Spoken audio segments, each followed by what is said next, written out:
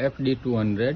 ये on off switch है, ये वॉल्यूम कंट्रोल है, अप डाउन होता है। यहाँ से ये डाउन हो गया, यहाँ से अप होता है।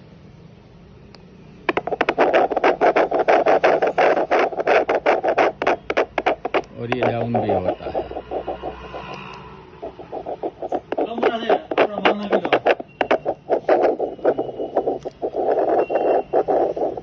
इसमें रिचार्जेबल बैटरी आएगी।